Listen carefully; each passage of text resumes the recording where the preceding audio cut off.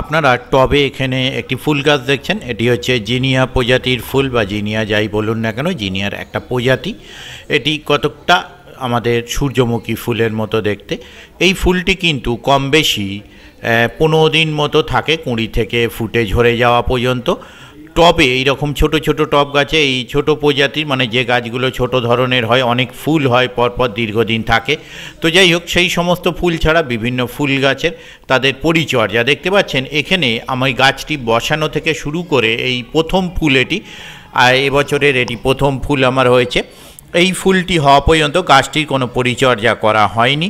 তো গাছটি পরিচর্যা করার জন্য দেখুন, যে পাতাগুলো প্রায় নষ্ট হয়ে এসেছে বা যে পাতাগুলো পরিপক্ক হয়ে গেছে, বা কোনো ফুল যখন হবে এর পরের ফুল, এই দ্বিতীয় ফুলের যে অংশটি, সেগুলো সমস্ত কেটে ফেলতে হবে। তার কারণ কী হচ্ছে, এই মাটিতে যে পরিমাণ পুষ্টি আছে, সেই পরিমাণ পুষ্টি এই যে পাতাগুলো টানছে, বা যদি কোনো গাছের অংশ এক্সট্রা থাকে সেগুলো যে টানছে, সেখানে এই টবে অল্প কিছু মাটির মধ্যে যে খাদ্য দেওয়া আছে সেই খাদ্য থেকেই পুষ্টিটি টানছে।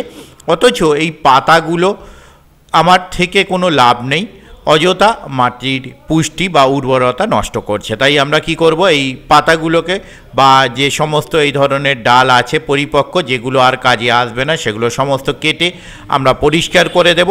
এবং পরিষ্কার করে এই ডালগুলো যেগুলো শুকিয়ে যায়নি, বা যে পাতাগুলো শুকিয়ে যায়নি, এখনও কাঁচা অবস্থায় আছে, সেগুলোকে আমরা কি করব, ছোট ছোট করে কেটে প্রয়োজন পড়ে টবের মাটিটা একটু খুঁড়ে নেব, খুঁড়ে নিয়ে তার মধ্যে মিশিয়ে দেব।